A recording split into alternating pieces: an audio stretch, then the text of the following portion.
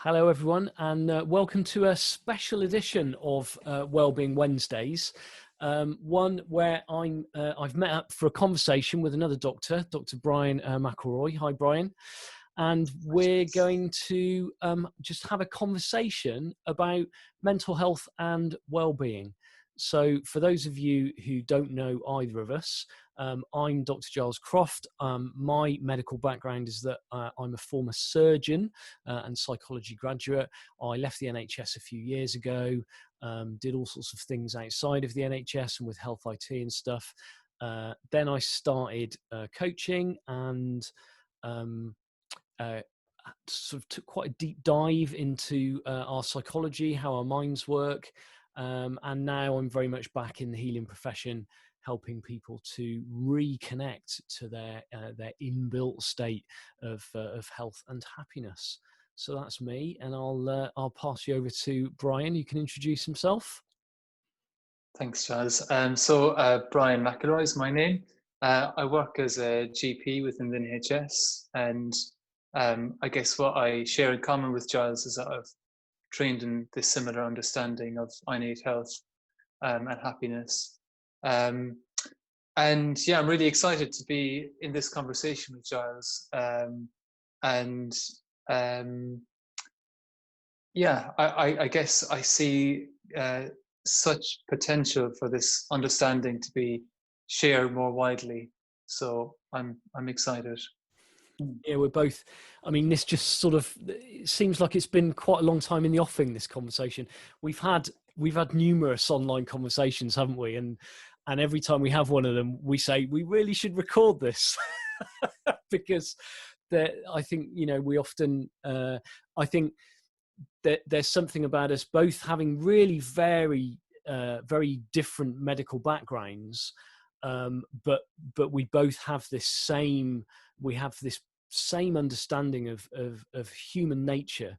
It's kind of like almost what lies upstream of illness and pathology, and I mean, I love the World Health Organization definition of health, which we were both, instructed in back probably in the first week of medical school, and it's that health is a state of complete physical, mental, and social well-being, and not merely the absence of disease or infirmity. And I don't know about you, Bryan, but I kind of that kind of like sort of washed over me back in the day as well. Yeah, of course, it's a state of complete physical, mental, and social well-being, and not merely the absence of disease or infirmity. But then, what did we spend the rest of our careers doing after that point? Yeah, for sure. And I'm reminded of Dr. Bill Pettit, who quotes receiving something like 5,000 hours of mental illness training and 0 hours of mental health training in his training to be a psychiatrist. And I think that's true, from that maybe first week onwards, it just becomes more and more oriented towards diseases and their specific treatments. And the kind of idea that there's something that's beyond that we're kind of pointing to, or that we understand, that's always present. I guess almost, maybe to pick apart that definition, maybe almost irrespective of what health conditions you have. I remember seeing a patient as a GP who said she had a long list of conditions, and when I asked her how she was, she said, well, apart from everything that's wrong with me, I'm fine. And at the time I was going through this 3 principles training, or innate health training, and it really resonated with me, that wow, that she could say that even and see it. That there's still something there, irrespective if you've got multiple things. But as I guess as GPs, we're trained to kind of focus on the ailments, and that's natural and that's necessary. But I guess it's easy to forget that there is this well-being that's already present within people. It's, I mean, I suppose as a surgeon, you might think that that I was even further detached from that. But I mean, I saw it day in, day out with all of the trauma work that I did, that people would come in with these completely broken bodies, completely broken. And all we had to do was stop, but put the bone ends near each other, make sure they didn't move around too much, and stop contamination with infection. And the marvelous miracle that is the human body would then just do the rest. And I mean, I had some truly inspiring consultants that I worked for, and I think I learned pretty quickly in surgery that the less you can do, the better. The less you can do, the more as a doctor that you can get out of the way of a patient's inbuilt capacity for healing. And for me, when I look at that definition, health, a state of complete physical and mental and social well-being, what I hear in that is, well, we have the capacity for healing. We so like you said, it with the patient, well, I've got A, B, C, D, and E wrong with me, but other than that, I'm fine. And it's that, isn't it? It's that other than that, I'm fine, because all of those things just kind of like sit on top of this baseline of health that never goes away. You can't take away your healing processes. That's what it is to be human. We're these incredible organisms that have thousands and thousands of biological and psychological processes going on all at one time, like bringing us back into balance. And I mean, I don't know about you, but I really think that we've lost sight of that. Well, and it's so easy to lose sight of it. It's so easy to lose sight of it.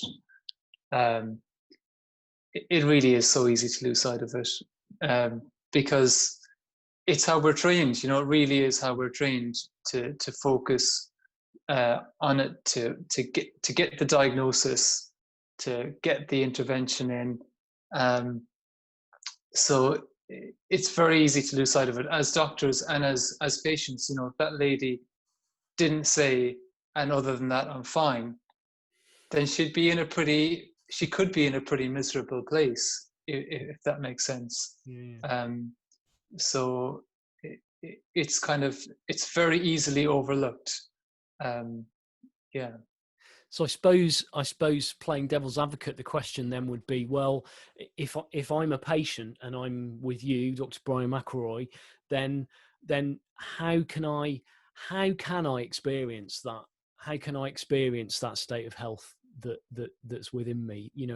How can we make that more real for people? So good question. I think essentially the essence of it is the less that we have in our minds in terms of stressful thinking, the more likely we are going to be able to feel or touch base with that inherent well-being. The more stressful thinking, the busier our minds are, the less likely we will be able to find any sense of ease in our day-to-day life. So that would be my essential answer, I think. And in different ways, I would try to point that out to people.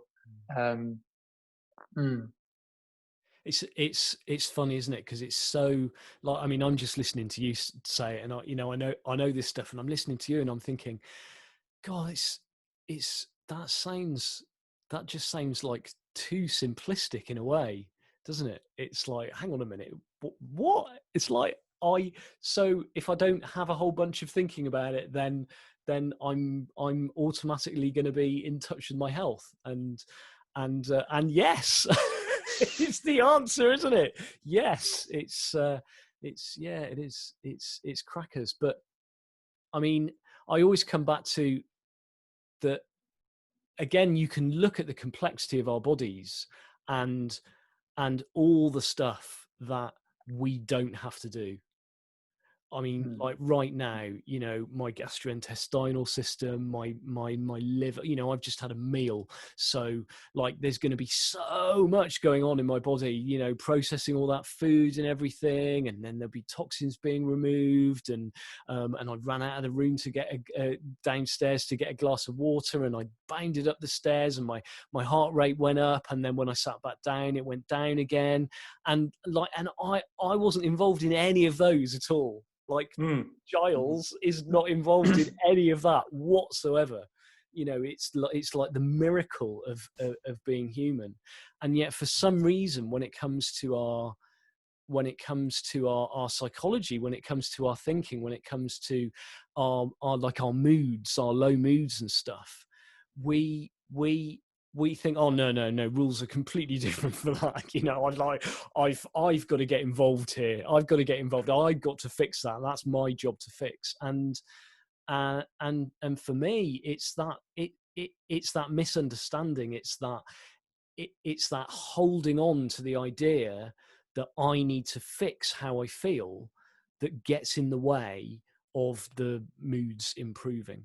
Because how else can we as humans try and fix our thinking, but with more thinking?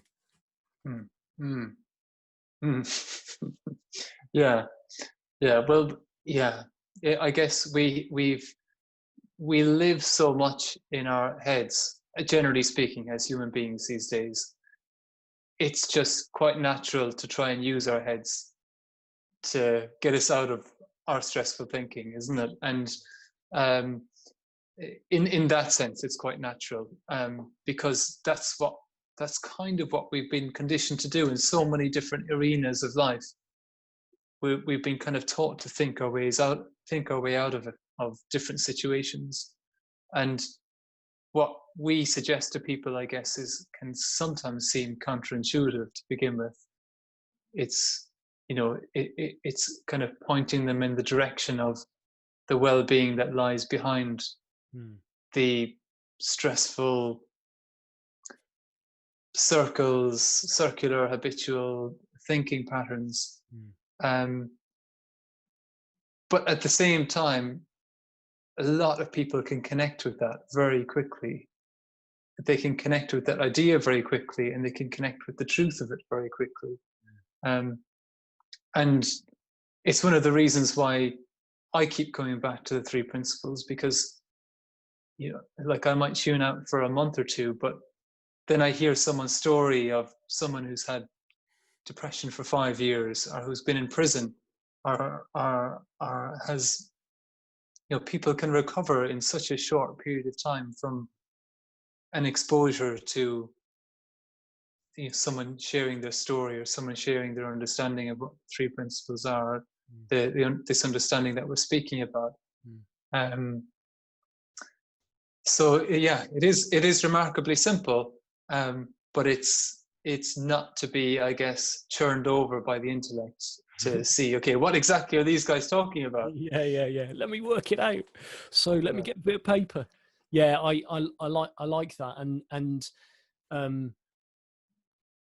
I suppose because I think it's a very natural sort of follow-on question to that, for people to say, well, so okay, maybe I've had some insights around that it's this is all, this is all my thinking, that we as humans, we only ever experience the world in thought, in our thinking. So and I don't I don't like the world that I'm experiencing in my thinking. So how do I stop it? How do I stop thinking like this? How do I get that chatter to go away? And I'm sure you've got your views on this, but there was something in what you said about um, it being kind of like easy and not really taking very much for people to hear something, because and you use the word truth, and it's funny because another reaction is to try and like sort of put this in a box and say, oh well, okay, so what's the technique here, what's this like, what's it not like, and for me it's just a description, it's just a description of how we work, and it's a description of how every single one of us works, because all of that, we've all got our own thing going on, haven't we? We've all got our own thing going, and we've all got our own little special version of ourselves chattering away in our head.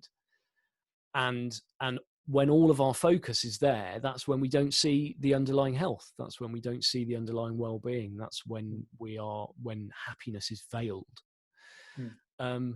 And there's something about the content of our thinking, which has got a very, very particular flavor for each one of us, whether it's a mental health issues, or it's anxiety or depression, or whether it's habits that we can't shake, or something like that. That it's stepping back from all that content, isn't it? It's stepping back from the experience of that, and really kind of like looking in on, well, hang on a minute, if each one of us is having our own different little unique experience inside our heads, then what do we have in common? And for me, that's when you see the health.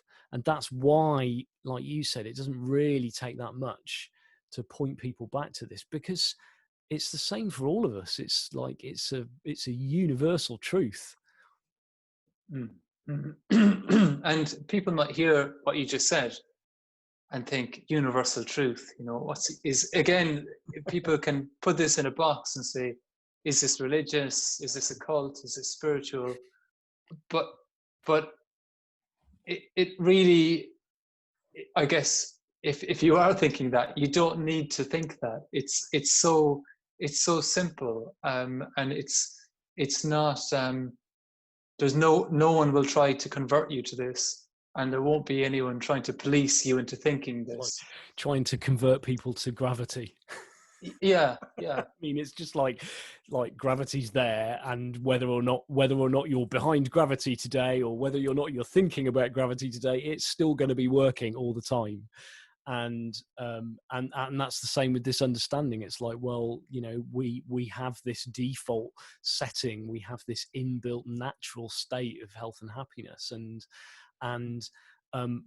but for our thinking otherwise, but for taking us out of what is, taking us out of real life, what's right under our noses in this present moment, and off in a bunch of stories and rules that we've created, and things should be like this, and judgment and expectation. And again, this is why it doesn't really take much for people to see something and have insights around this, is because anyone who heard me say that sentence can relate to it. Like, oh yeah, I do spend a lot of time in my head thinking things, because we all do, because it's what it is to be human. It's what it is to be human. And it's just seeing, for me, it's just seeing through seeing that for what it is, which is essentially, made up. It's just a bunch of stories.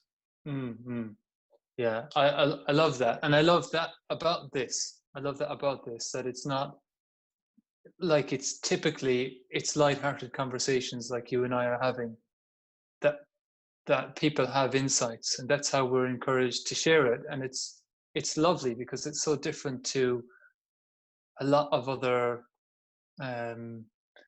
communities, or it's different to how a lot of other things are shared, which are serious, which you have to get it, or or else you're not you're not making progress, all these ideas. But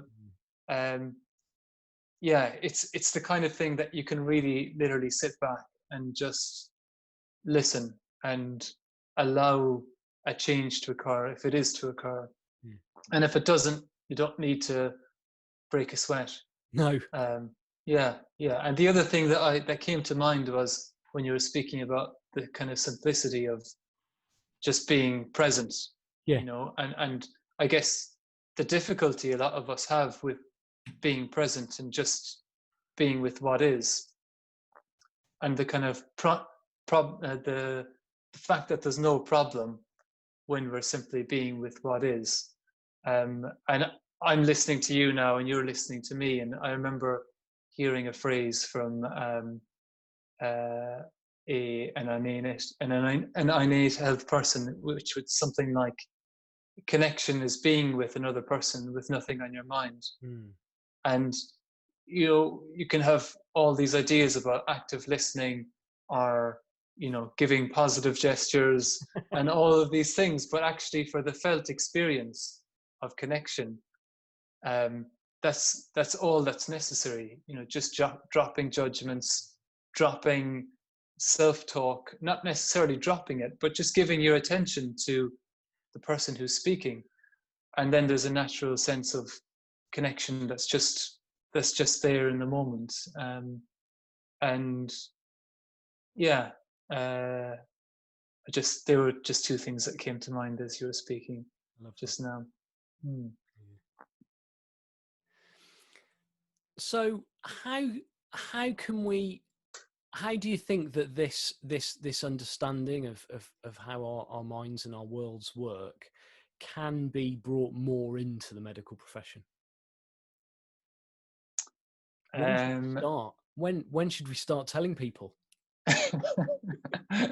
Well, I think it now instead of talking with each other.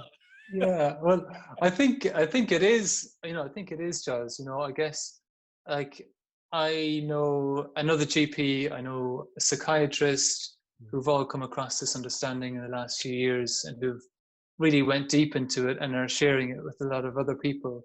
So I think with anything like this, it's going to be a kind of a trickling out to begin with, at least. And I think conversations like this are important, just to share what we've come to understand with our kind of bubble of connections. And perhaps something more formalized will happen at some stage. I mean, I think that the first block of medical school training should be, so before we go anywhere near pathology, before we go anywhere near physiology, before we go anywhere near any of that, let's take a step back and look at how people experience the world, because that's all this is. It's just looking at how people experience the world. And it's a high pressure for medical students, when they get on the wards and into general practice and stuff. It's a really high pressure environment, and I see a lot of burnout. I see a lot of work related stress and anxiety, and I think so much of it is unnecessary suffering, because with an understanding of how we the physician experience the world, then we're much more connected with our colleagues. Just that little understanding you were talking about there, with how we listen and how we connect with other human beings, that totally revolutionizes teamwork and all of the interdepartmental referrals and stuff. If people really knew, so they could, I mean, I was a surgeon, and I was, I was really proud of identifying as a surgeon. It's like, and I felt I had to behave a certain way with with people, and it's rubbish. It's all made up. It's all made up. And so you've got relationships with colleagues, you've got relationships with other people working in the environment, you've got your relationship with yourself and workplace stress, and we've not even got anywhere close to the patients yet. I mean, imagine how much better healthcare would be with just those fundamentals in place. Well, this person working in this health professional understands how their world works. Therefore, they understand how their colleagues' world works. Therefore, they understand how their patients' world works. And I mean, I reckon we might save a bob or two as well, don't you? And it's interesting that you mentioned like starting module 1 of first year medical school, because there's been a lot in medical news recently about anxiety rates, depression rates in medical students, suicide rates increasing, um, and yeah, it would be quite amazing to have that as a prerequisite, to have something like that, because usually you start off with like the basics of anatomy or physiology, um, but you don't get the basics of psychology, of how we work from the inside out. Yeah, Um, and I mean, so like the physical stuff is all, if you're going to train as a medic, the physical stuff is obviously incredibly important. But when a patient comes to you, they're having an experience of their body, and if there is any pathology going on, they're having an experience of that pathology. And surely, that should be the absolute fundamental understanding that all medics have, is that whatever your patient is presenting with, at the end of the day, the exact same thing is going on for them as is going on with every other human being on this planet, which is that in every single moment, we're having an experience. We're having an experience of life. We're feeling life, and so to better understand how that works, I mean, wouldn't that just be awesome? It would, yeah, it would.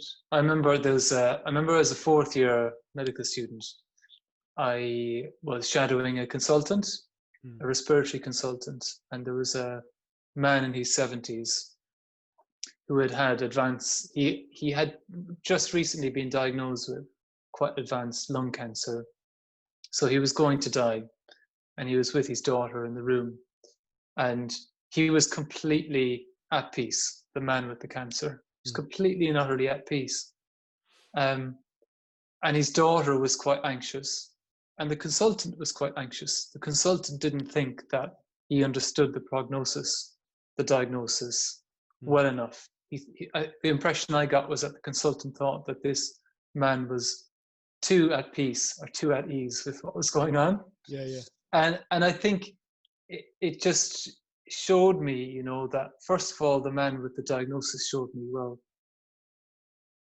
there's no diagnosis or no prognosis that in here that like 100% of the time has to elicit fear or anxiety in someone. And I guess on reflection, the consultant's response kind of shows me what you're just describing, that it's not necessarily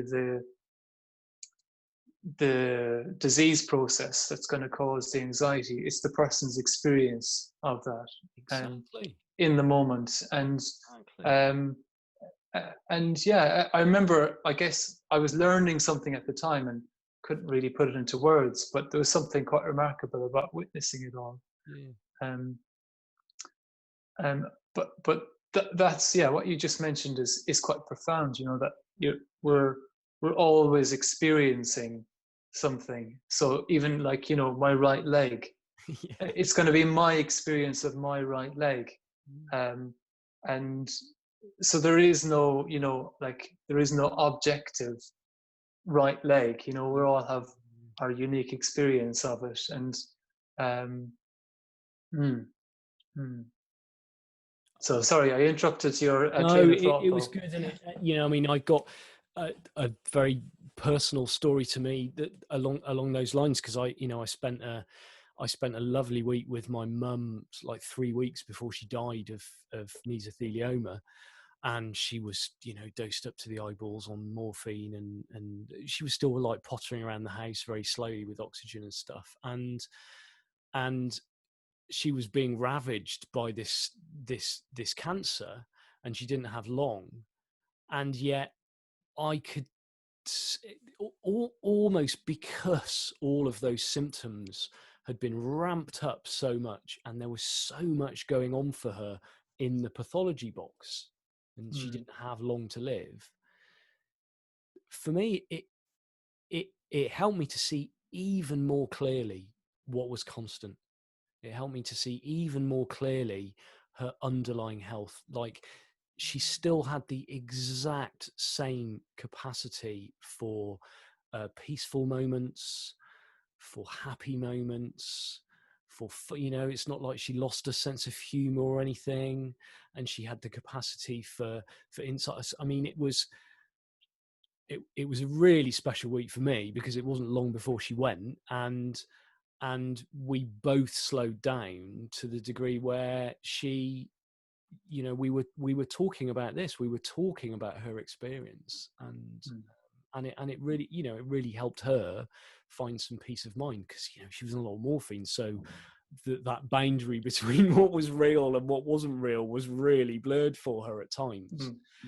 And yet still, just that underlying state of health and well-being is always there, and I could see it really clearly, even though she was just a few weeks away from dying. So it's it's a powerful thing to see. It's a powerful thing to see, and maybe we'll have another of these conversations, and we'll talk about how you and I both got to experience our own health, I guess, because, you know, that's where it all starts, really, isn't it? Is having insights about your own health.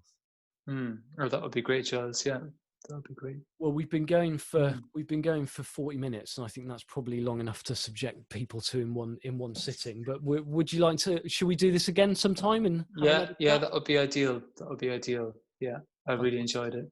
Where can people find you, Brian, if they're looking for you online? Yeah, sure. So I have a website, brianmcelroygp.com, and if people click the Facebook icon at the bottom of that, they can find me on Facebook, and yeah, they could direct message me if they wish. This will go up on my YouTube channel, and you've got a YouTube channel as well, haven't you? I think. Yeah. So I'll put links to all of these ways of getting in touch with us in the show notes. And so like this video, share it with other people, and if you have any questions for either of us, then just like pop a comment, or I'll leave our email addresses in the show notes so you can ask us questions. Well, thanks for joining us for this special edition of Wellbeing Wednesdays, and see you next time.